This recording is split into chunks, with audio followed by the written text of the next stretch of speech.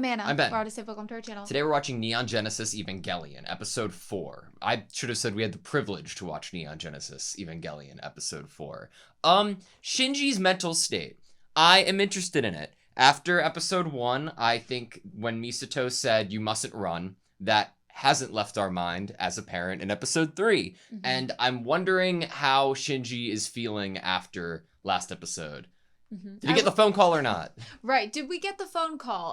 I feel like I left that episode feeling like the phone call didn't happen. Yeah. We immediately hung up. But then we brought up the point of like, oh, what if that was like an interesting editing choice and maybe the phone call did actually happen and we just were left on this kind of cliffhanger feeling like it didn't?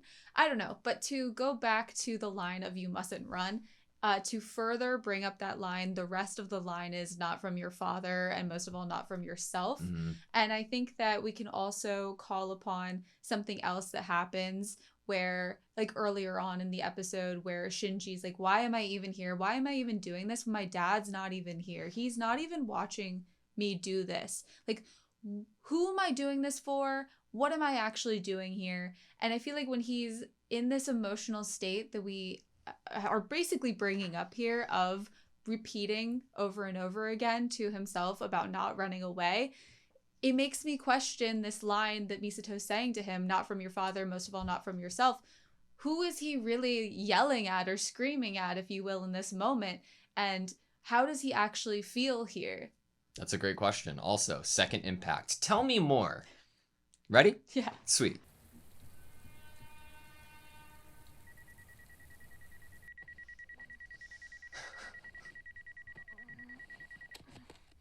Where's Pen Pen?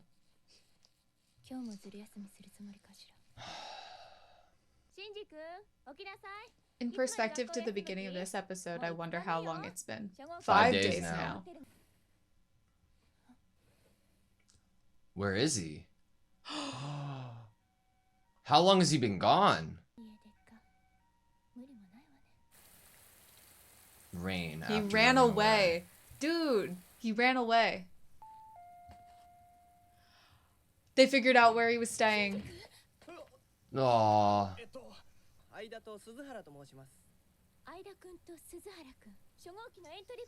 Yeah. Toji Suzuhara, right? Aww.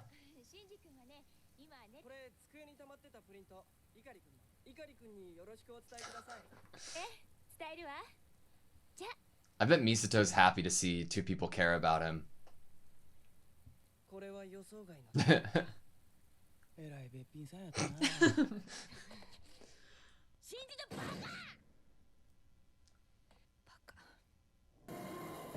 How that spurred her on to say that. Yeah.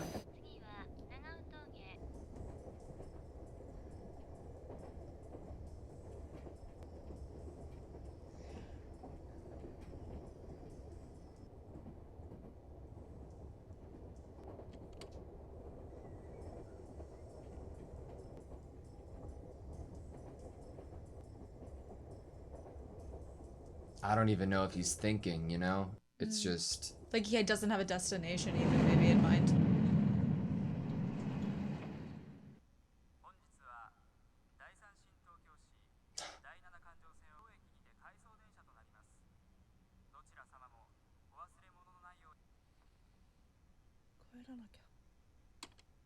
Did you hear his voice?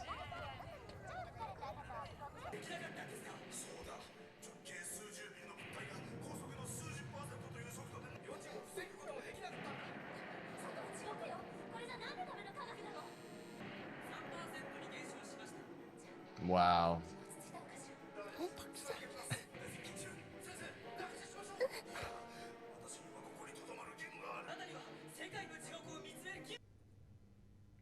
The World Sinks Documentary. Show it to me. Then did you see Tokyo and then Tokyo 2? Mm-hmm. Whew. Oh my god. Look at the background.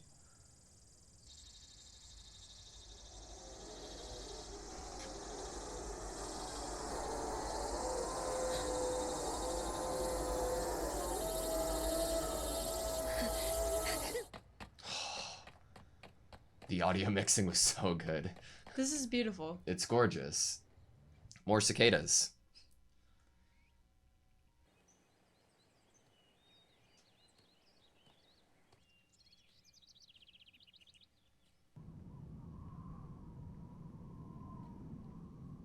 All of the backdrops this episode have been beautiful.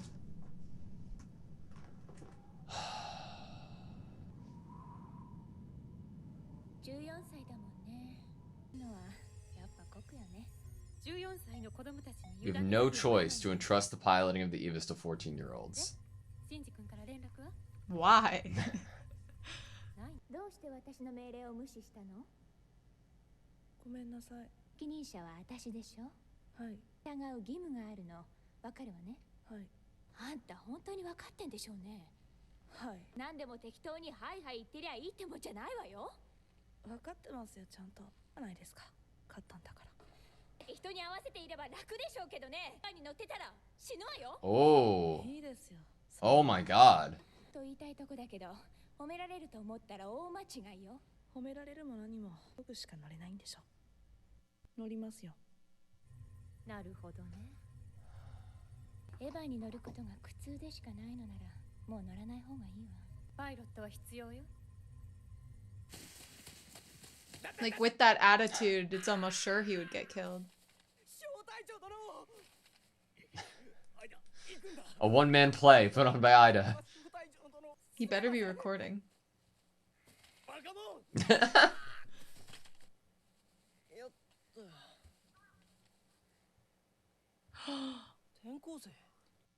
Hedgehog's dilemma. Oof. And we thought it was about Ray. We're fools. 反省してた。妹に説教されたらしいよ。言ったのはあのロボットなのよって。説教されんなっての、本当。な、あのうるさいセミが鳴かないから。小さい頃は静かでよかったけど、毎年増えてる。体型が戻ってるって美里さんが言ってた。エヴァンゲリオンを操縦できて、一度でいいから。やめた方がいいよ。お母さんが心配するから。ああ、それなら大丈夫。俺、そういうのいないから。怒りと一緒だよ。飯、食うだろ。I'm the same as you. いつもこんなことしてんの？った時のための訓練。こんなおもちゃで何ができるんだよ。ってるだけさ。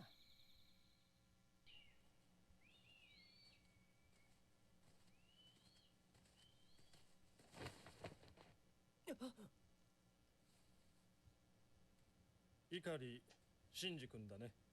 はい。第8項の適用により We need pilots. 本部まで連行する。はい。Yes. Yes. 黙って見てただけやっちゅんかい。What a shot. それがどないしたんや。お前それでもまたんきついとんのか？気は関係ないの。That idea of fighting for him being what they're conversing about. Oh my god. この2日間、お付き歩いて気が別に。エヴァのスタンバイできてるわ。乗らないの？叱らないんですね。当然ですよね。Not even getting to see her 他 face. 人なんだから。初号機はどうするんですか？レイが乗るでしょうね。わけないじゃないですか。彼女に全部押し付けるなんて。大丈夫ですよ。第一僕には向いてませんよ、そういうの。綾波や美里さんや律子さん。いい加減にしなさいよ。関係ないでしょ。嫌ならここから出てきなさい。全部忘れて元の生活に戻りなさい。迷惑よ。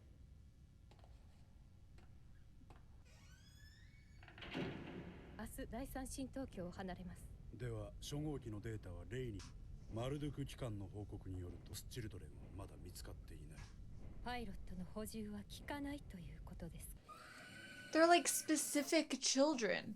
美里さんは Is it like a birthday? Like, what is the way that we figure who it is?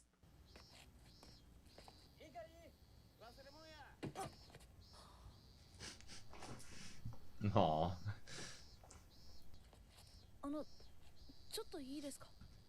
ありがとう。食べれよ。ほら。怒り2発もどついたりして悪かったわしのこともどついてくれせやないとわしの気が済まんこういう恥ずかしいやつなんだよはよ時間ないんやろ You don't have much time. 一発だけ。こんかい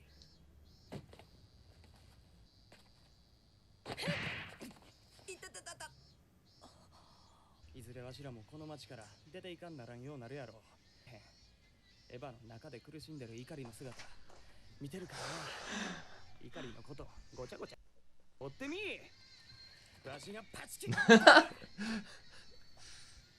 そない新規臭い顔すんなや元気でな頑張れや時間だ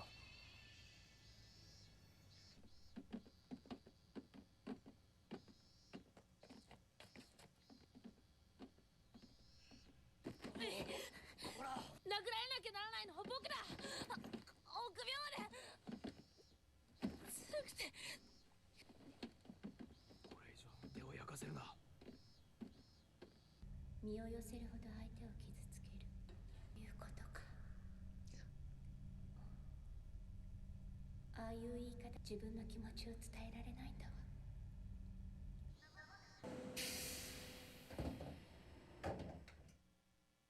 頑張ってね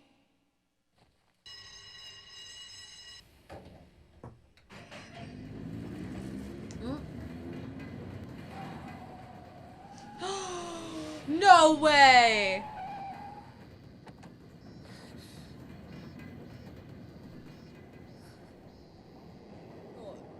あれあの時のべっぴんさんや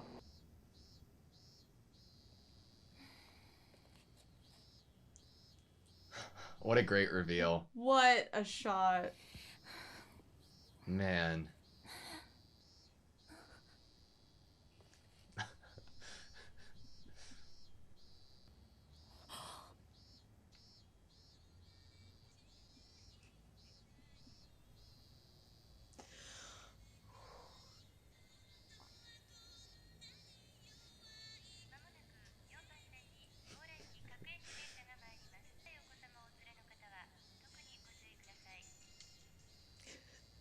Properly supervised.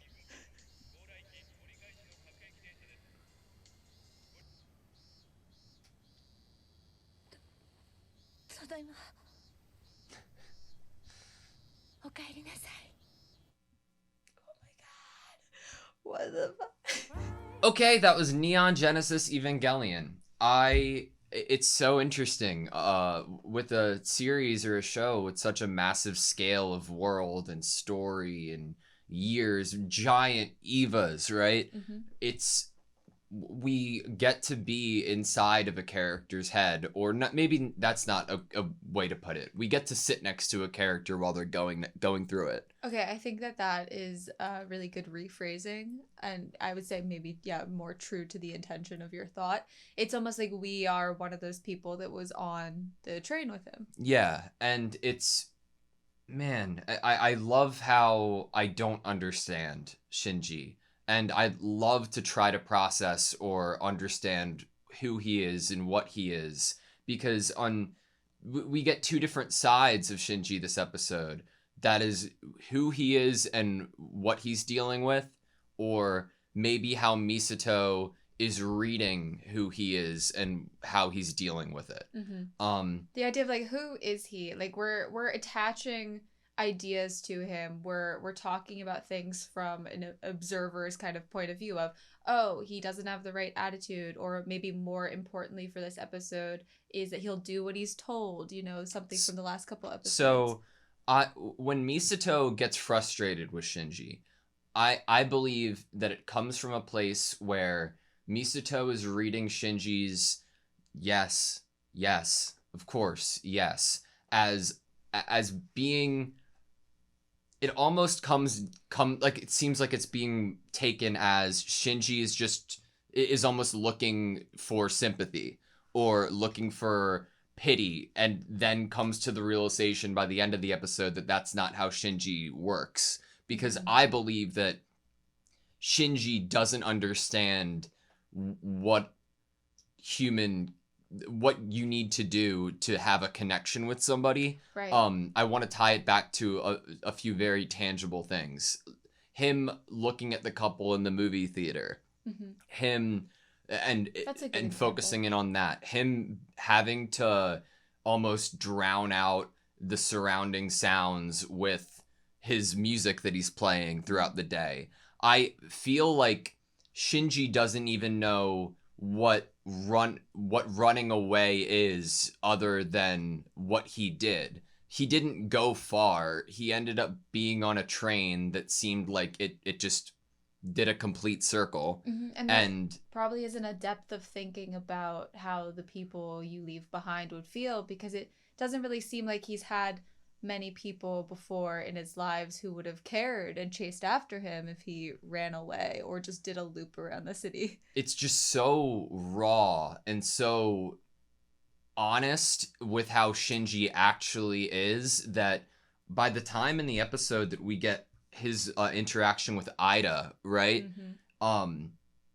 It almost felt like it was the first time Shinji ever saw like a veil being removed in front of his eyes about a connection with another person. Someone tried to not necessarily empathize with him, but someone was like had a similar experience or maybe could understand something happened within Shinji's mind or brain when he heard Ida say, "I'm the same as you." Mm-hmm. That it felt like earlier in the theater when he was looking at it and the expressions that he had, it was a step of I don't know, it was so early on in development within the tragedy that is Shinji's character that I can't, classify it as anything like, oh, that was his first real, or there it is, he understands, like, that's the moment. That's not the point. But there's so many little moments this episode that just let us sit next to Shinji and try to give us a better understanding of who he is as a person. Mm-hmm. And I think that it was really beautiful. Yeah, I like that you're focusing in on maybe like his lack of really time with people, understanding of other people, and let alone like connection with other people. And I think through connecting with other people, you can also get a much better idea of yourself through forging connections and having, especially in youth, like young childhood, the connections that you've forged there definitely inform who you are, or at least maybe how you feel like you deserve to be treated by others, or what you come to expect in terms of interactions with other people. And I would say that's definitely like an important thing to talk about for this episode and certain interactions in it.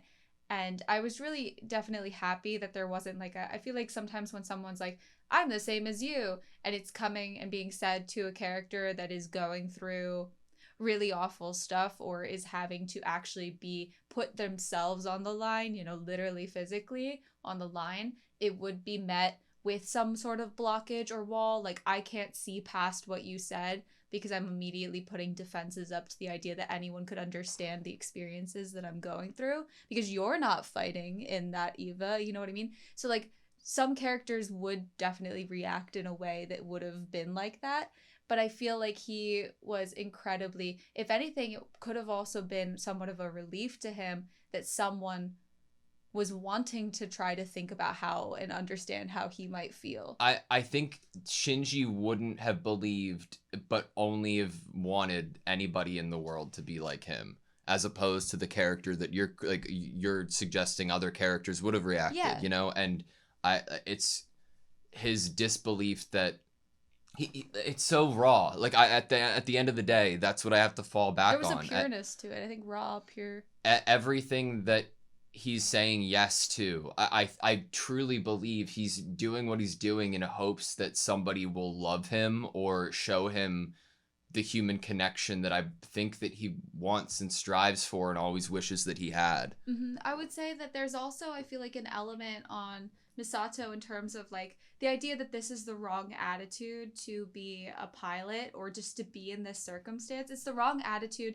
not even for piloting and being in this dangerous circumstance, but just to be as a person. It's the wrong attitude because she's coming to these realizations within herself of starting, I feel like, to really get him by the end of the episode, and also understand herself in terms of she's now caring for this kid, and it's really clear to her, I feel like, in this episode especially. And I think that's a lot of what we're getting from her character in this episode, is the buildup of how much she has come to care about his actual well-being, and just wanting him to be healthy as a kid, like not necessarily be able to fight for the world's sake, but like be good to yourself, you know? And so just because she cares for him, doesn't want him to do it, if his attitude is that he's just doing it for everyone else, because also think about it as survival. You're not going into that Eva necessarily caring if you survive. You're just caring to do the job so that everyone else, because everyone else is asking you to. And I think there needs to be a level of wanting to make it home, wanting to be able to come home to Pen Pen and Misato, you know, at the end of the day, and not just save everyone else. Yeah, and I think that easily leads into a conversation that they had together that I wanted to read, and that conversation houses one of two, and this is the second, expressions in this episode that I thought were just perfect. And just makes me pause. It's, if we could show it on screen, it's just beautiful. And then the second comes within the conversation of between Shinji and Misato. Hey, you're not going to get out of this by just saying yes. I know that. That's enough, isn't it? We won the battle anyway. God, Shinji's expressions. There's almost like a well, it was good. I'm like a proud, but like I don't know how to read it. You know, it may seem easy to go along with whatever anyone else wants, but if you get into the Eva with that attitude, it'll kill you. I don't care. Like, it'd be nice to say if I could say you've got the right attitude, but if you expect to get any praise out of me, you're wrong, Shinji. Like, this is my favorite episode that we've had of Neon Genesis Evangelion so far. Giving characters and the world space and time to be able to actually have a conversation, and have a character like Misato try to understand somebody like Shinji realistically needs time to be able to have that happen. And in a lesser show, you would tell me that time passed and that now Misato understands. Mm-hmm. But when you have Misato outwardly speaking a misunderstanding of Shinji, thinking that there's reason that he's saying this thing just to get any praise out of her, mm-hmm. to later in the episode come to the realization that this is just who Shinji is, mm-hmm. and that's its own type of tragedy, and it takes its own type of approach to it. It's just so brilliant. Another line that you could put on top of the I don't care line in this scene is, no one else actually cares about me, Shinji. They just would grieve the fact that they lost a pilot. I think it's also this loneliness of, at the end of the day, who, like, they're just forcing him to do something without even, like, caring about the person itself. Like, I don't care because no one else seems to care about Shinji. My dad didn't invite me here because he wanted me, his son, to be here. He wanted me because I could be useful. I could be a pilot. This whole like show starts off on that premise that leads us, I feel like, in a way that we can read how he feels in this conversation, is that he is only loved or thought of in a positive way because he is useful to other people. And that's probably how he's begun to just view himself, is that he's only around, he only exists for other people. They don't actually love him because he's Shinji. Yeah, this is the second expression that I was like talking about. Just, God, I fucking love you, Neon Genesis Evangelion. So you were bringing it up just now, so I feel like we have to talk about it. Other pilots and the idea of them, and they have to be 14 years old. Mm-hmm. My mind immediately just goes to, okay, everything happened 15 years ago. How long is, how long does a pregnancy last? We're looking for 14-year-olds. Mm-hmm. Something correlated with children being born in the year that all of this shit went down that makes them the only ones who are capable of piloting an Evangelion. But it has to be even more specific than that, because there would be lots of candidates if that were the case. No, Because lots of yes, babies are something born in a needed to year. happen 15 years ago, because it's not like everybody day in Shinji's of- class is able to, it would be a Mhm. pilot. Whether it's the day of that they were, I don't think so. Because then it's 15 years old and not 14 years Right. old. Maybe the day of, like, conception. I don't know. I still think it's something that correlates directly with the Evangelion, especially after Mhm. seeing the true form and seeing Evangelion 01 react the way that it did to Shinji. I just don't know. Like, is it like a clone situation? When did we get our hands on like one of the first like appearances? I know that we had the number of appearances in episode 3 that was given to us, and how many we've actually seen. This was the fourth angel, right? Was it like were we able to capture the first one, or it left a part of it and we're like cloning it mixed with a person and an Evangelion so that they're able to I don't know. But the issue with that is, if it was direct DNA combination, then we would already know who the fourth child was. You know, we have that. Since we're talking about it already, we have to talk about how in episode 1 we were told this was the third child, Shinji, but in this episode we're talking about how the fourth child, by the report, the Murdoch papers or whatever, hasn't been figured out yet. Therefore, we don't have a replacement for Shinji. We would already know who to be looking at if this was some sort of scientific experiment of combining an actual like specific person with genetic material from the angels. While I say that, I do think this could be a genetic component, an aptitude component, something about them, not just based on the year that they were born in, but also maybe something about them specifically internally that could just be some random thing that we have to discover along the way. I think that's probably what it is at the moment. It's just I don't know. I wonder. I think a lot of things will happen in terms of discussion about what we think is going on if we get the chance to learn more about Rei. Oh, definitely. Her lack of having any connection to anybody here is very in our face, you know? Yeah. But I want to know if she had any family. It's interesting that Shinji doesn't have a father or a mother, even though he has a father. And Rei, I'm assuming, probably wouldn't either, unless they are just chill with this. I don't know. I'm so curious to learn more about her. I have something to bring up here to discuss. Just more like a theorizing thing. Because you're bringing up like her maybe feelings towards other people, her lack of closeness, what has created her to be the way that she is. And so I have to bring up that when we're really getting her in this episode on an emotionally, like what we're literally looking at right now is her behind Gendo and Ritsuko, and we're talking about the third child. And she is the only other person we've seen. Where is the other child out of the 3? Yeah. And I feel like that is a giant question mark for me. Was there a time where she did feel like she was close to someone and either they died in a battle against an angel or they ran away themselves, and so she is just like someone, maybe she felt some sort of connection with that person because they understood her plight, they understood what she was being put into, the circumstances she was put into, the what it's actually like to pilot an Eva. And maybe that's something that actually like had happened to her, is that she had a connection with someone that she thought could empathize with her and truly understand her. And then what has happened to that other kid, we don't know. Yeah.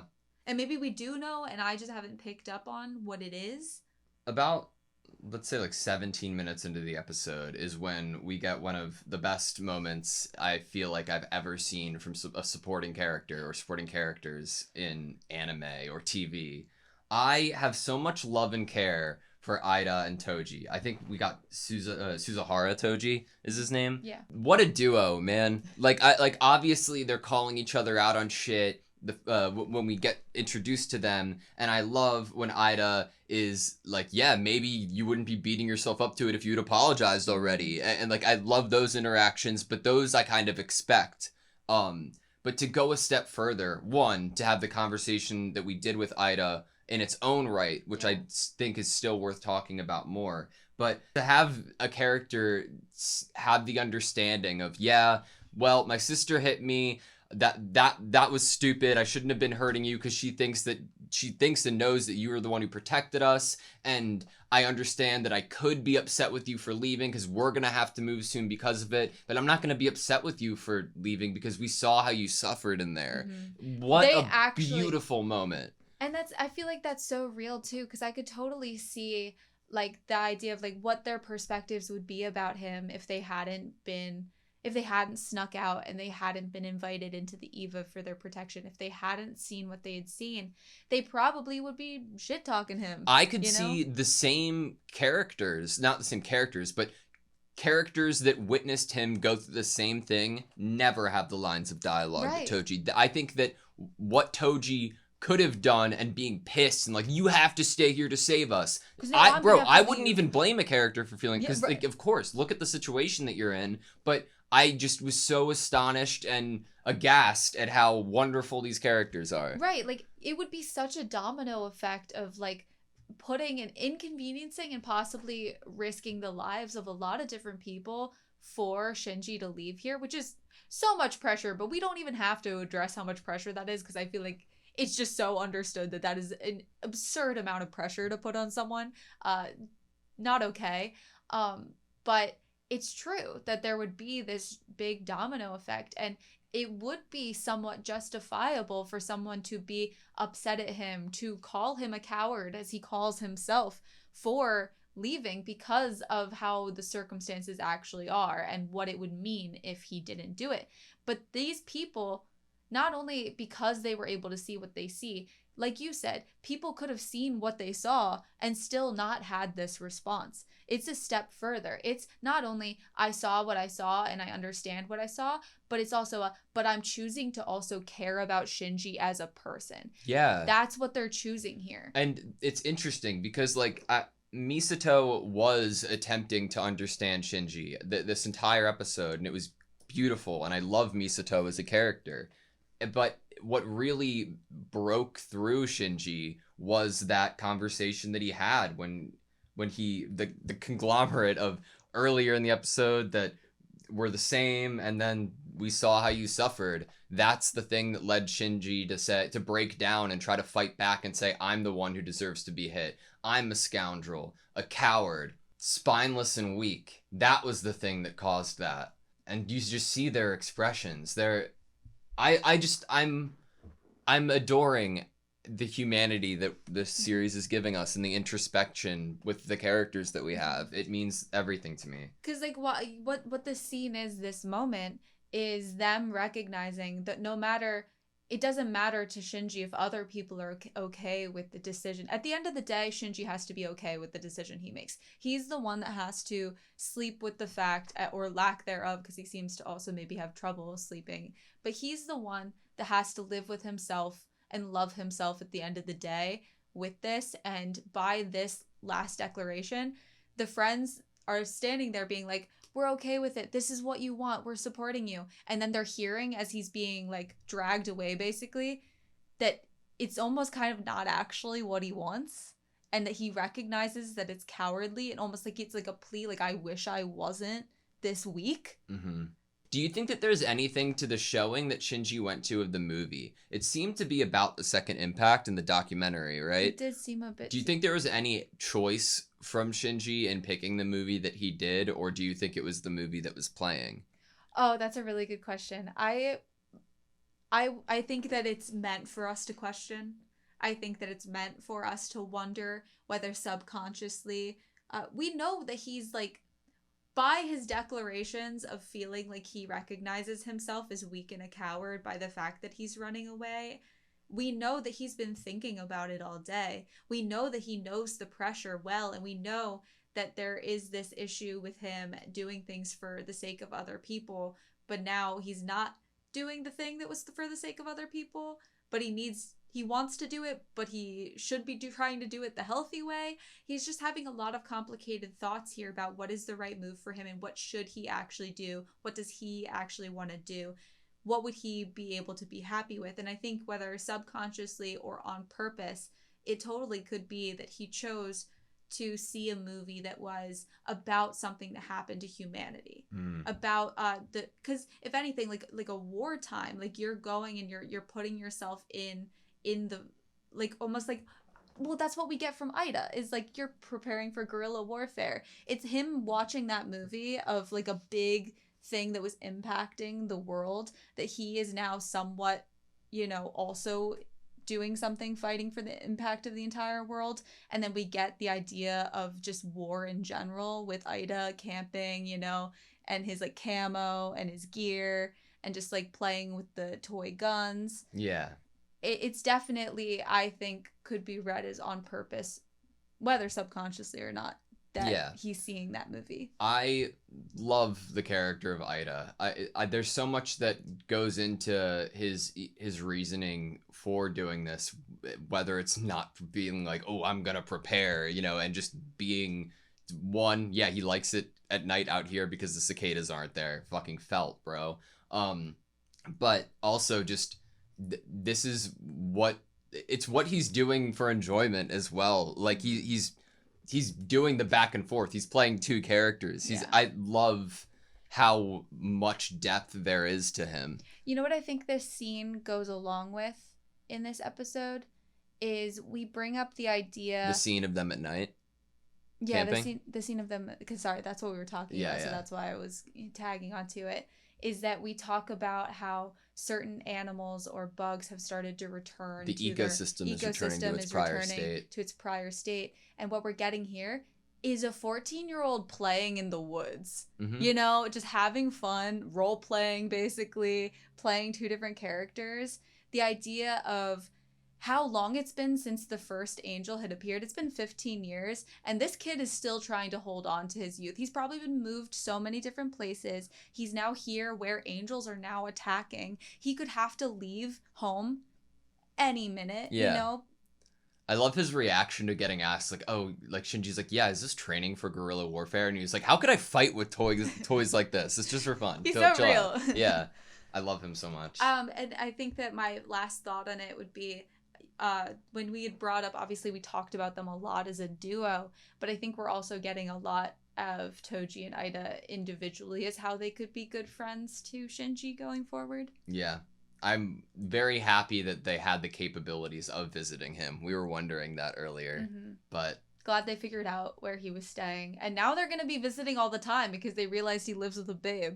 Yeah, how are you just going to casually bring a character like Pen Pen into a series and then just like, it's honestly, don't bring him up again. Ever. Never show him never give us him again. That will make me just have so many more questions and appreciate it way more.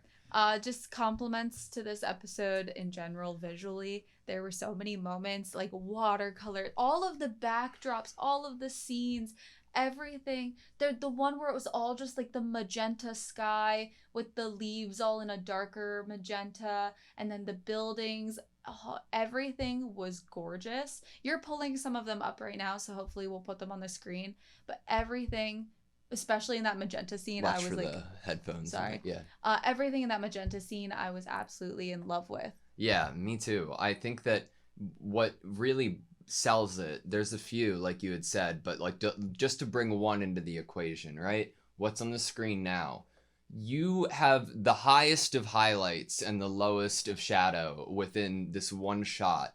But the way that you're composing it is that it's like it's a gradient half screen down from black being the middle ground down to the lightest it's point. It's crazy. Then the pole disappears too. Down. And then to go from black non-gradient up into the highest of high, it almost reminds me of pixel art. Like obviously, like that's doing this a disservice. But I, as somebody who can't freehand draw, who tries to like create pixel art and stuff, just the way that you're having such a harsh shadow next to such a harsh highlight is so beautiful and gives you so much depth to the shot, and also gives you so much like, I feel like I'm here with him in this time of day. I've been outside and looked up at the clouds and I was like, is the world going to end? Because like it's like 6 p.m., 7 p.m. The sunset's gone down, but there's like this pinkish purple light in the atmosphere. It just feels ethereal almost. And like we had him in somewhat of a mountain scene with a beautiful backdrop, and obviously the visuals of when he's found and brought back from the campsite with Ida, and Misato comes to talk to him again, and we have him in the shadow and her in the light. There's just a lot of good storyboarding and visual choices and just artistry. The sunflower field, you just flashed by it really quick. The sunflower field is fucking fantastic. I love what they chose to do with the background here in terms of like the lesser detail. Yeah. So much of you this had brought was it up. gorgeous. One thing that I wanted to just shout out was Toji's reaction to Ida's recounting of the officers, the surveillance team coming to get him and being like, why didn't you try to stop them? Like, fighting that was on the great. behalf of someone else. This is such an amazing shot of Shinji. I love the grain that they put over it to give the fog atmosphere and feel. This is one of the ones I was thinking of too. It's beautiful. It's just this one's great too. It's just there's so much variety. He's only 14 years old. Is what is said on the screen when we get him sitting on a cliffside by himself. Yeah. They also have so much intention in what we hear in the background of certain conversations or certain like just walking sequences over PAs or over what's being said in a documentary that is applying to a lot of pressure that Shinji has on himself. Mm-hmm. God, I love this show. All right. You good? Yeah. Thank you guys so much for watching this video. Please like, comment, and subscribe, and hope to see you next time.